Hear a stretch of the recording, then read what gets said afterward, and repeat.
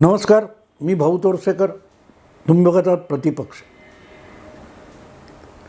मित्रांनो, opinion poll किंवा राजकीय विश्लेषण निवडणुका डोळ्यासमोर ठेवून सध्या जोरात चालू झालेला आहे.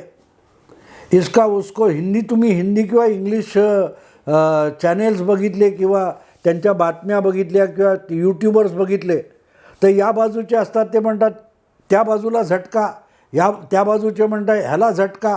प्रत्यक्षात काहीच नसतं, पण याचं कमालीचं पेव फुटलेलं आहे.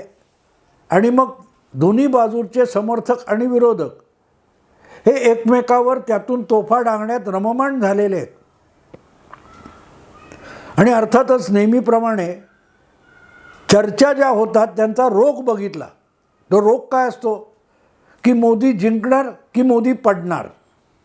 गमतीशीर गोष्ट मित्रांनो लक्षात घ्या, राजकीय चर्चा ज्या चालतात ओपिनियन पोल किंवा तत्सम स्वरूपामध्ये किंवा राजकीय आघाड्या तयार होतात. इंडिया आघाडी तयार झाली, NDAमध्ये कोण नवे पक्ष आले, कोण जुने पक्ष गेले, कोण सोडून गेलेले परत यायला बघतायत. ह्या ज्या सगळ्या चर्चा चालतात याचा रोख बघितला तुम्ही किंवा त्याचा आशय बघितला किंवा त्याचा नेमकं सांगायचं अजेंडा बघितला तर अजेंडा काय आहे? तर मोदी परत पंतप्रधान होणार की मोदींची सत्ता जाणार. पण मोदींची सत्ता गेली तर कोण येणार याची कुठेही चर्चा नाही आहे, कुठेही चर्चा नाही. आणि ह्याची मला गंमत एवढ्यासाठी वाटते मित्रांनो की जवळजवळ 10 वर्षापूर्वी गुजरातचे मुख्यमंत्री असलेले मुख्यमंत्री असलेले नरेंद्र मोदी यांना जेव्हा भारतीय जनता पक्षाने पंतप्रधान पदाच्या शर्यतीत आणलं, राष्ट्रीय नेता म्हणून त्यांचं नाव पुढे केलं, त्यांना उमेदवार बनवलं, तेव्हासुद्धा मोदी जिंकणार का आणि पंतप्रधान होणार का याची चर्चा होती. पण समजा मोदी 2014ची निवडणूक हरले तर त्यांच्या जागी कोण पंतप्रधान होणार याची चर्चा होती का नाही? 10 वर्ष देशाचे पंतप्रधान म्हणून सोनिया गांधींची कठपुतळी बनवून मनमोहन सिंग कारभार करत होते. अर्थात त्यांचं वय वाढलेलं होतं, त्यांना रिप्लेस केलं पाहिजे याचीसुद्धा चर्चा होती. त्यांच्या जागी राहुल गांधींना आणलं जाईल, राहुल गांधी भावी पंतप्रधान या दृष्टीने राहुल गांधींचं ब्रँडिंग चालू झालेलं होतं. आणि त्यामुळे मोदी विरोधात राहुल गांधी असं जे काही चाललं होतं त्यामध्ये मोदी जिंकणार की हरणार याची चर्चा होती. पण राहुल गांधी पंतप्रधान होऊ शकतात का, होतील का याची चर्चा बिलकुल नव्हती. हे लक्षात घेण्यासारखं आहे मित्रांनो, लक्षात घेण्यासारखं आहे. मोदी होतील की नाही होतील याची चर्चा आहे, पण राहुल गांधी नाही होणार असंही म्हटलं जात नव्हतं आणि होऊ शकतील असंही म्हटलं जात नव्हतं. किंबहुना राहुल गांधी हे 2014च्या त्या निवडणुकीच्या शर्यतीमध्ये काँग्रेसतर्फे दाखवला जाणारा चेहरा आणि उमेदवार असले तरी त्यांची पंतप्रधान पदाच्या दृष्टीने विचारणा किंवा चर्चासुद्धा होत नव्हती. हा फरक लक्षात घेण्यासारखा आहे मित्रांनो, लक्षात घेण्यासारखं आहे. याचं कारण असं मित्रांनो की राहुल गांधींनी स्वतःला त्या दृष्टीने कधी पुढे आणलंच नाही किंवा मी उत्तम प्रशासक होऊ शकतो, मी एखादं मंत्रालय सांभाळू शकतो, मी पक्ष सांभाळू शकतो. नाही, पक्षाचा नेता म्हणून सुद्धा, काँग्रेसचा अध्यक्ष म्हणून सुद्धा राहुल गांधी पुढे आले नाहीत, नाही पुढे आले. ही गंमत लक्षात घ्या. आणि मग दुसरीकडे नरेंद्र मोदींकडे बघा, ते गुजरातचे पंतप्रधान होते ज्यांच्या विरोधात देशभरच्या सगळ्या पुरोगामी पक्षांनी आणि माध्यमांनी सतत 12 वर्ष काहूर माजवलं होतं. आणि मोदींना पुढे करून भाजपला राजकारणातून नामशेष करायचं याच्या मोहिमा राबवल्या गेल्या. अशा माणसाला भाजपचा राष्ट्रीय नेता म्हणून पुढे आणलं गेलं तर मोदी जिंकणार की पडणारी चर्चा होती, पण मोदींना कोणी पाडू शकतो का याची चर्चा बिलकुल नव्हती. आणि हा फरक तुम्ही लक्षात घ्यायला लागतो. जो फरक 14मध्ये होता तोच 2019मध्ये तसाच्या तसा होता की परत एकदा मोदी जिंकणार की पडणार, मोदींचं बहुमत टिकणार की जाणार, एन डी एला तरी बहुमत मिळेल का? आणि एन डी एला बहुमत नाही मिळालं पण थोड्या जागा कमी पडल्या तर दुसरे पक्ष येताना मोदींचं नेतृत्व नाकारतील, मग कोणाला पंतप्रधान? एन डी ए करणार. पण कुठूनही काँग्रेसच्या नेतृत्वाखाली राहुल गांधी पंतप्रधान होऊ शकतील ही भाषासुद्धा चर्चेमध्ये नव्हती, ही चर्चासुद्धा नव्हती. हे मी तुम्हाला एवढ्यासाठी सांगतोय मित्रांनो की 2019 सुद्धा नरेंद्र मोदींनी परत एकदा जिंकलं. अगदी 14पेक्षा अधिक 22-23 जागा अधिक घेऊन नरेंद्र मोदींनी 300च्या पार आकडा नेला, स्पष्ट बहुमत आलं. पण आजसुद्धा परत लोकसभा निवडणुका आल्यानंतर तुम्हाला चर्चा काय ऐकायला मिळतात? ओपिनियन पोल घ्या किंवा कुठल्याही राजकीय चर्चा, लोकसभेची निवडणूक, इंडिया आघाडी, ह्या आघाडी, ह्या सगळ्या ज्या निवडणुकीच्या विषयावर ज्या चर्चा देशभरच्या विविध भाषातल्या माध्यमात चालतात त्या काय चालतात की मोदी परत पंतप्रधान होणार की सत्ता गमावणार. पण मोदींच्या जागी दुसरा कोणी पर्याय आहे का यावर चर्चा होतच नाही. आणि इथेच तुम्हाला मोदींचं यश कळतं. आपल्याखेरीज या देशातल्या राजकारणाला पर्याय नाही ही आपल्या विरोधकांची मानसिकता मोदींनी आज 10 वर्षात बनवून टाकलेली आहे. आपल्या विरोधी म्हणजे पक्षच नव्हे तर अगदी आपल्या विरोधी विश्लेषण करणारे संपादक, पत्रकार, बुद्धिजीवी यांचीसुद्धा मानसिकता मोदींनी अशा पातळीवर आणून ठेवली आहे की मोदी जिंकतील किंवा हरतील पण अमुक एक नेता, अमुक एक पक्ष मोदींना आणि भाजपला हरवू शकतो अशी भाषासुद्धा कोणाला बोलायची हिंमत राहिलेली नाही. हे मोदींच्या यशाचं गमक मानता येईल, आहे की नाही? आणि म्हणून मी यातली एक गंमत तुम्हाला सांगतो. माझ्या प्रतिपक्षावर आता जवळजवळ 3600च्या आसपास व्हिडिओ झालेले आहेत. पण जवळजवळ 2.5-3 वर्षापूर्वी मी मध्ये हिंदी करतो, काही हिंदी पण व्हिडिओ आहेत. पण गंमत बघा मित्रांनो, या 3600 व्हिडिओमध्ये जे त्याचं काय दाखवतात, चार्ट दाखवतात, त्याच्यामध्ये सर्वाधिक बघितला गेलेला माझा व्हिडिओ कुठचा असेल तर तो हिंदी भाषेतला आहे. मी चॅनल मराठी चालवतो पण अधूनमधून हिंदी टाकतो. पण माझा सगळ्यात लोकप्रिय, सर्वाधिक बघितला गेलेला व्हिडिओ कुठचा आहे तर तो हिंदीत आहे. आणि त्या व्हिडिओचं शीर्षक आहे 2024 तक मोदीजी हारेंगे रोज.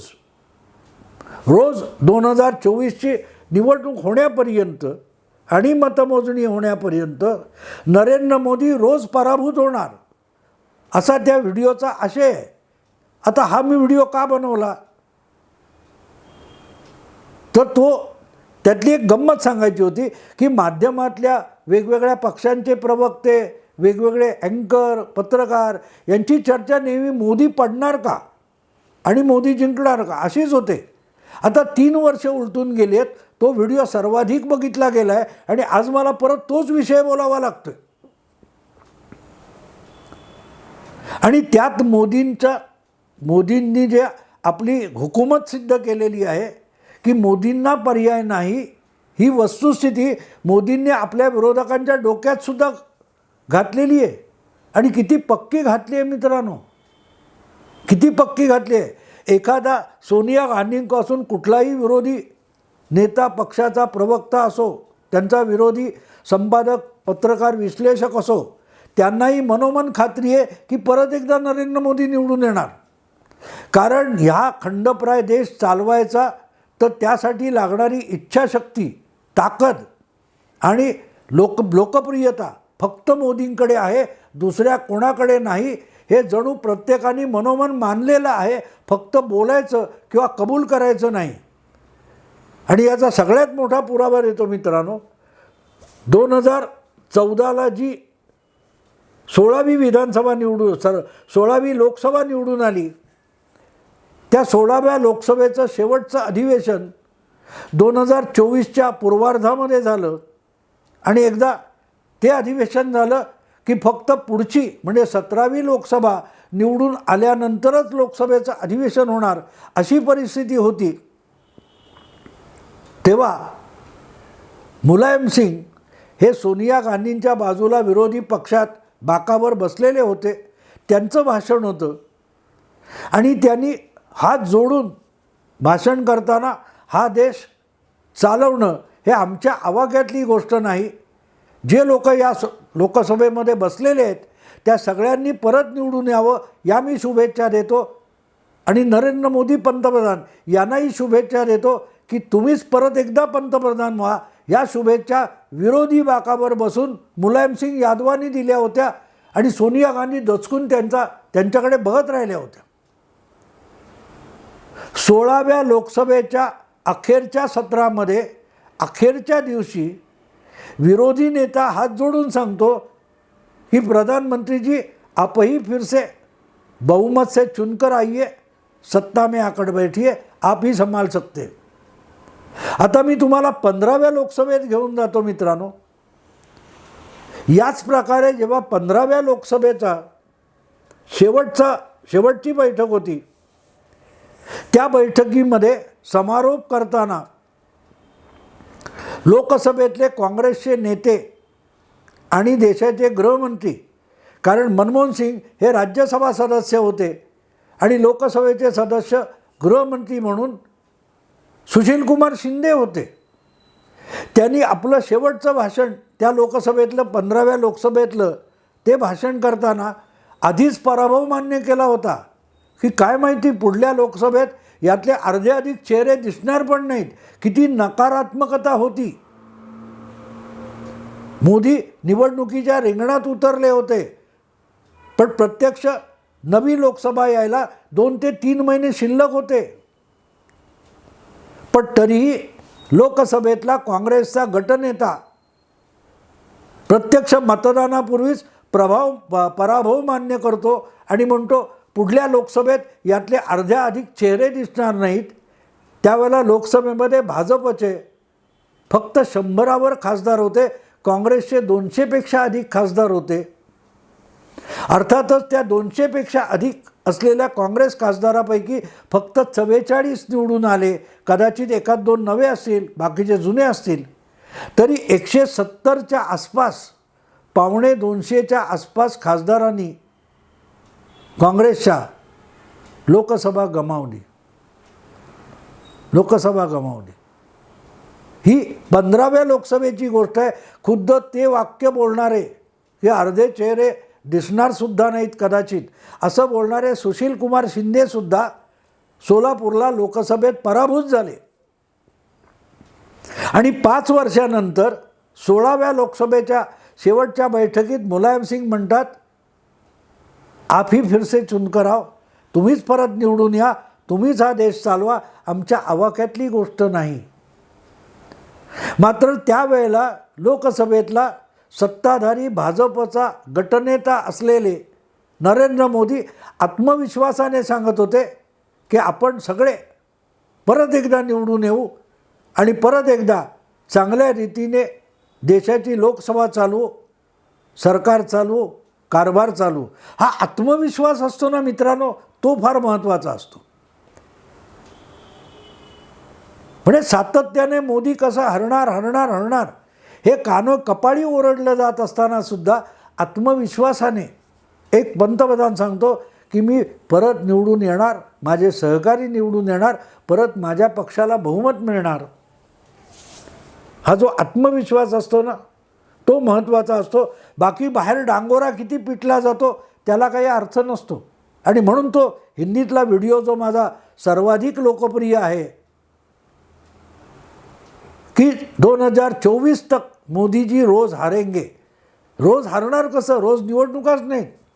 मग रोज हारणार म्हणजे बातम्यांमधून मोदीजी हरणार, काय त्या टी व्हीच्या बातम्यांमधून, वर्तमानपत्राच्या बातम्यातून, वर्तमानपत्राच्या अग्रलेखातून, टी व्हीच्या डिबेटमधून मोदीजी रोजच्या रोज 5 वर्ष निवडणूक हरणार आहेत. आणि त्या हरून आपला बालबाका होत नाही, आपल्याला मतमोजणीच्या दिवशी जिंकायचं आहे. ही खुणगाठ नरेंद्र मोदींनी बांधलेली आहे. म्हणून मोदी रोज जिंकण्यासाठी, टी व्हीच्या डिबेटमध्ये जिंकण्यासाठी काम करत नाहीत. ते निवडणुकीच्या मतमोजणीच्या दिवशी जिंकण्यासाठी काम करत असतात, तयारी करत असतात, सज्जता करत असतात. असंच मी त्या हिंदी व्हिडिओमध्ये म्हटलं होतं. ही गंमत असते मित्रांनो, ही गंमत असते. रोज मोदींना पराभूत करून होणार आहे काय? आपणच आपल्याला खुश करायचं. आणि तेव्हा तुम्हाला आठवत असेल राहुल गांधी काय बोलत होते, इस देश का युवक आपको डंडे से मारेगा. मोदीजी काय म्हणाले होते, मैं और योगा करके पीठ इतनी ताकतवर बनाऊंगा कि कितने भी डंडे पड़े कोई फरक नहीं पडेगा. मोदीजी परत जिंकले आणि दंडा मारेगे म्हणणारे आपल्याच अमेठी मतदारसंघात पराभूत झाले. तेव्हा निवडणुकीची चर्चा करताना, विश्लेषण करताना एक गोष्ट पत्रकारांनी सुद्धा लक्षात ठेवावी, प्रवक्त्यांनी सुद्धा लक्षात ठेवावी. तुम्ही प्रचार सभेत उभे नाही आहात, तुम्ही वास्तवाच्या जवळ जाऊन बोललं पाहिजे. वास्तवाचं भान सोडता कामा नये. निवडणुका डिबेटमध्ये जिंकून चालत नाही, डिबेटमध्ये पॉईंट्स मिळवून चालत नाही.